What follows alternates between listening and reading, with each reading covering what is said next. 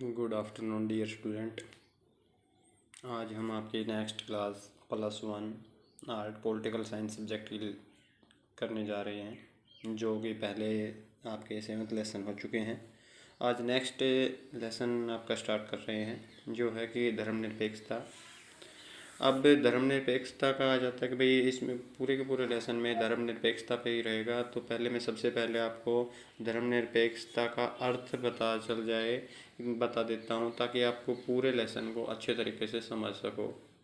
धर्मनिरपेक्षता का अर्थ होता है कि ऐसे राज्य से या ऐसे राष्ट्र से जिसका अपना कोई धर्म नहीं होता, सभी धर्म को समान मानते हों, सभी धर्म के लोगों को समान मानते हों, उनको अधिकार समान दिए गए हों, तथा धर्म के आधार पर लोग जिस भी धर्म के हों, हिंदू हो, मुस्लिम हो, सिख, ईसाई, कोई भी हो, उनको सभी को अपने धर्म का प्रचार प्रसार करने के लिए तथा अपने धर्म के प्रति उपासना या व्रत वगैरह कह सकते हो, ये करने की जो पूर्ण रूप से स्वतंत्रता दी जाती है, उसे ही धर्मनिरपेक्षता कहा जाता है। कहने का मतलब कि धार्मिक मामलों में सरकार का कोई हस्तक्षेप नहीं होता है, उसे धर्मनिरपेक्षता कहा जाता है। अब यहाँ आ जाता है नेक्स्ट पॉइंट कि धर्मनिरपेक्षता की विशेषताएं क्या होती हैं। धर्मनिरपेक्ष राज्य, मान लीजिए एक अगर राष्ट्र की कहा जाए या राज्य कह लो कि उसमें धर्मनिरपेक्ष राष्ट्र है या धर्मनिरपेक्ष राज्य है, तो उसकी क्या विशेषता होगी। धर्मनिरपेक्ष के अर्थ से आपको कुछ समझ में आ गया होगा। यही पॉइंटों में कन्वर्ट किए गए हैं कि भाई जैसे कह दिया जाए कि भाई धर्म का विरोध नहीं करेगा, क्योंकि वो सभी धर्मों को समान मानते हैं, तो इसलिए कोई जो धर्मनिरपेक्ष राज्य होता है वो धर्म का विरोध नहीं करता है। नेक्स्ट दूसरा पॉइंट उठा लेता है कि भाई धार्मिक स्वतंत्रता।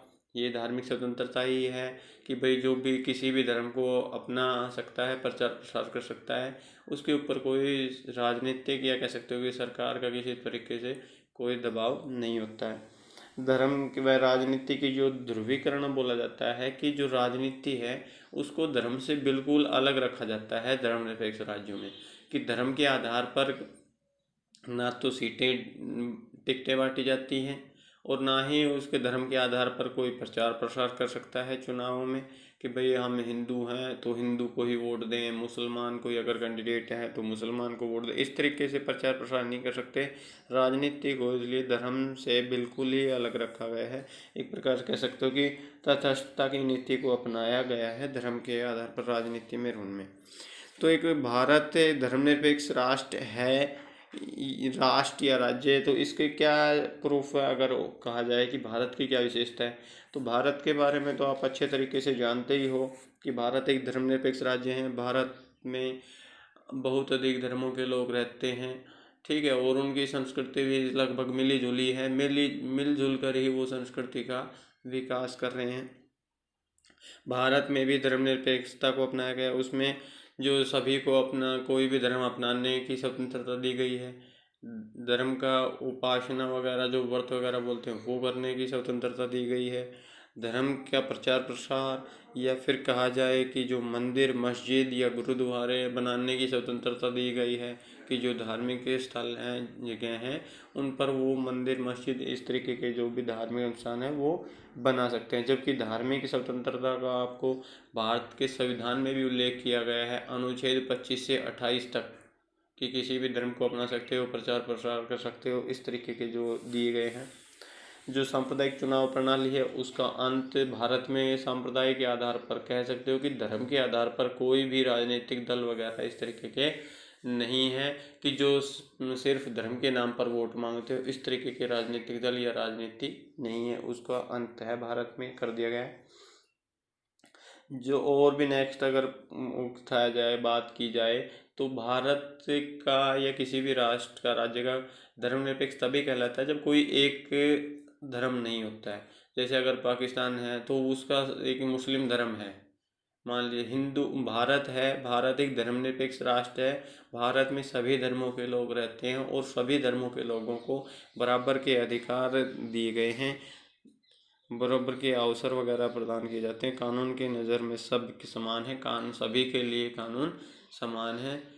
तो इस तरीके का जो कह सकते हो कि भारत एक धर्मनिरपेक्ष राष्ट्र है, इसकी ये विशेषता है। भारत एक धर्मनिरपेक्ष राष्ट्र है किस आधार पर, वो मैंने आपको बताया कि जैसे धर्मनिरपेक्ष आधार तो ये जो दोनों पॉइंट है, धर्म की निरपेक्षता की विशेषता तथा भारत एक धर्मनिरपेक्ष राष्ट्र है, दोनों में सिमिलरिटी पॉइंट आ जाते हैं कि भाई एक तो हो जाता है कि धर्मनिरपेक्षता की विशेषता, तो धर्मनिरपेक्षता में यही विशेषता होगी, और धर्मनिरपेक्षता में अगर यही विशेषता होगी तो भारत एक धर्मनिरपेक्ष राष्ट्र है, तो भारत में सीधी सी बात है कि सारी पॉइंट भारत में भी शामिल होंगे तभी धर्मनिरपेक्ष कहलाएगा। तो इस तरीके से आप नेक्स्ट पॉइंट आपका ले लेते हैं कि भाई भारतीय धर्मनिरपेक्षता के मार्ग में जो आने वाली बाधाएं, कि क्या क्या बाधाएं आती हैं भारतीय धर्मनिरपेक्षता के मार्ग में। अब पहला आ जाता है कि सांप्रदायिकता की बढ़ती हुई प्रवृत्ति। तो सांप्रदायिकता की बढ़ती हुई प्रवृत्ति का मतलब है कि जो धर्मनिरपेक्षता है उसके मार्ग में जो कट्टरता पैदा हो गई एक दूसरे धर्म के प्रति, कह सकते हो, जो सबसे ज़्यादा देखने में आता है कि जो अब भी चल रहा है, हिंदू और मुसलमानों के बीच में जो धार्मिक कट्टरता पनप रही है, वो एक धर्मनिरपेक्षता के मार्ग में कह सकते हो कि चिंता बनी हुई है, या वो कहीं ना कहीं धर्मनिरपेक्षता को खतरे में डाल रही है। दूसरा आ जाता है आपका पॉइंट कि राजनीति में धर्म की बढ़ती हुई भूमिका।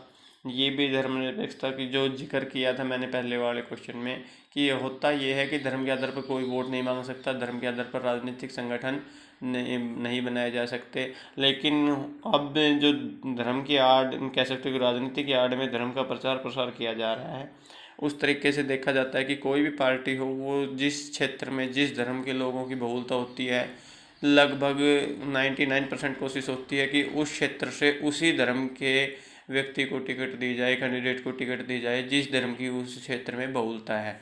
मान लीजिए अगर किसी क्षेत्र में हिंदू धर्म के लोग अधिक रहते हैं, तो वहाँ से हिंदू धर्म के व्यक्ति को ही वो टिकट देने पर अधिक से अधिक कोशिश की जाती है। तो ये जो राजनीति में धर्म की बढ़ती हुई भूमिका है, इस आधार पर है कि कुछ चीज़ों पे कह सकते हो कि मुस्लिम लीग वगैरह है या श्रोमणी अकाली दल, इन आदि को जैसे ये हैं, तो ये धर्म के नाम पर वोट मांगने की कोशिश करते हैं। इस तरीके से ये राजनीति में धर्म की भूमिका बढ़ रही है। अब आ जाता है नेक्स्ट जो कि भाई आर्थिक असमानता के कारण। आर्थिक असमानता के कारण का मतलब है कि भाई जो गरीब है और अमीर है उनके बीच की खाई अधिक ही बढ़ती जा रही है। और जब सबसे पहले बता दिया जाता है कि जब जिन लोगों की मूलभूत आवश्यकताएं पूर्ति नहीं होती, उनके लिए धर्म और राजनीति ये सारी चीज़ें बकवास है।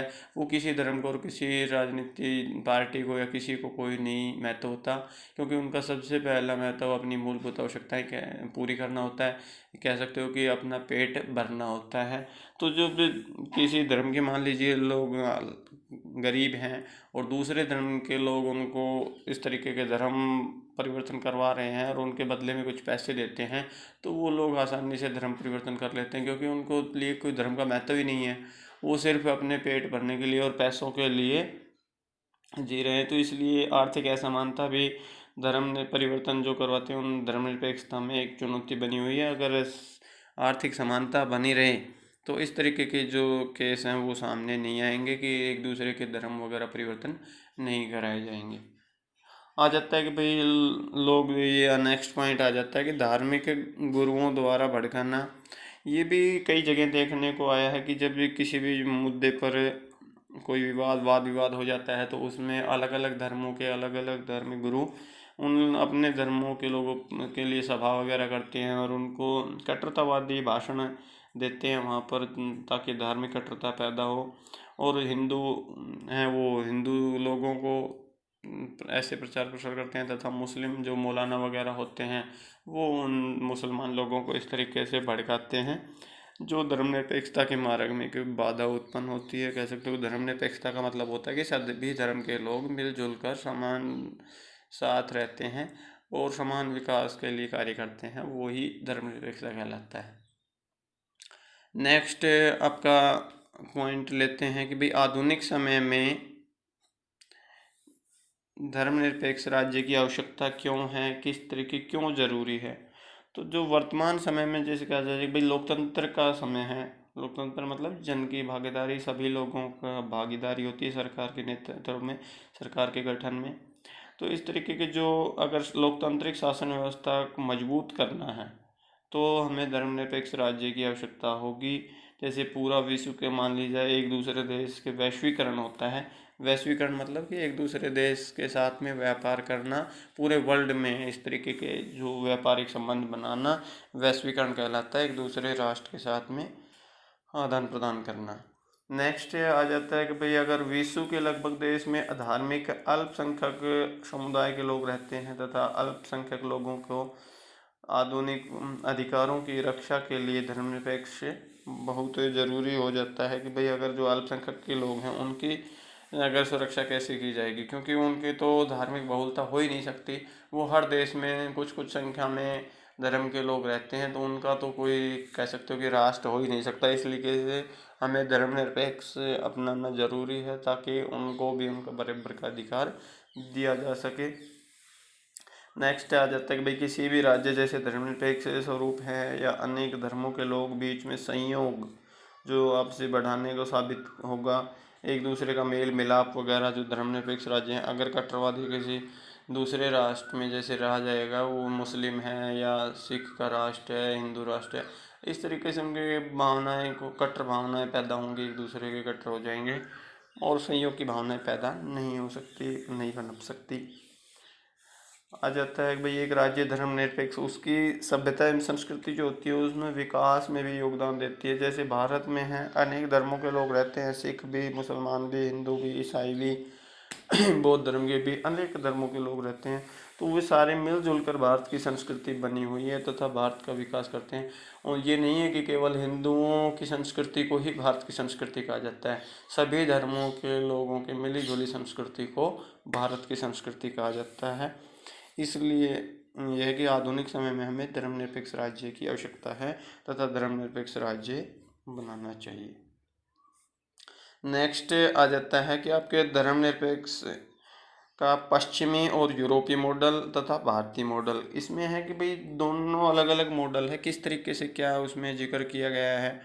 भाई पश्चिमी यूरोपीय मॉडल किस तरीके का धर्मनिरपेक्ष मानता है तथा भारतीय मॉडल का तो मैं आपको बता भी चुका हूँ कि भारत का मॉडल क्या है, लेकिन फिर भी इसके बारे में बता दिया जाएगा दोबारा से। तो नेक्स्ट ये हो जाता है कि भाई यूरोपीय जो मॉडल है उस तरीके के, उसमें क्या होता है कि जो धर्मनिरपेक्ष का यूरोपीय मॉडल है तथा राज्य धर्म का कोई अलग अलग मानता है तथा राज्य ये मानता है कि राज्य व धर्म दोनों एक दूसरे के मामलों में हस्तक्षेप नहीं करेंगे। राज्य और धर्म दोनों एक दूसरे को नहीं करेंगे। धर्म की व्यक्ति की निजी मामला माना गया है और धर्मनिरपेक्षता के यूरोपीय मॉडल में राज्य न तो किसी धर्म की सहायता करेगा और न ही किसी धार्मिक संस्था की सहायता कह सकते हो कि करेगा, आर्थिक सहायता देता है किसी भी तरीके से। और जो भारतीय मॉडल है उसमें कहने का मतलब कि उनमें एक प्रकार से कह सकते हो अलग ही बना हुआ है। यूरोपीय मॉडल में धर्म से कोई लेना देना ही नहीं है उनका किसी भी तरीके से।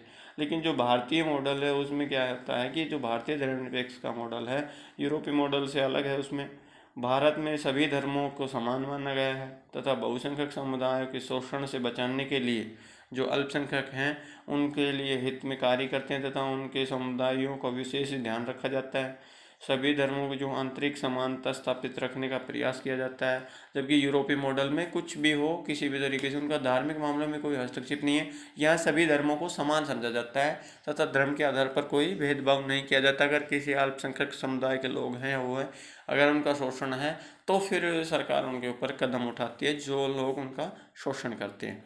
तो इस तरीके से दोनों पॉइंट क्लियर हो जाते हैं आपके। भाई यूरोपीय मॉडल एक प्रकार से अंतर कह सकते हो कि धर्मनिरपेक्ष का पश्चिमी तथा यूरोपीय मॉडल और भारतीय मॉडल में क्या अंतर है, तो अंतर बता सकते हो।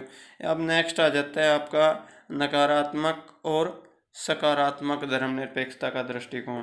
नकारात्मक दृष्टिकोण क्या होता है कि जो धर्म के लिए कह सकते हो कि एक नेगेटिव सोच दिमाग में पैदा करते हैं या आपको एक्सप्लेन किया जाए तो वह धर्मनिरपेक्ष राज्य जो धार्मिक मामलों में पूर्ण तटस्थता की नीति अपनाता है। नकारात्मक जो कह सकते हो कि यूरोपीय मॉडल था, पश्चिमी और यूरोपीय मॉडल उसके आधार पर तथा किसी धर्म को बढ़ावा नहीं देता है और न ही कानूनों का निर्माण धर्म के आधार पर किया जाता है।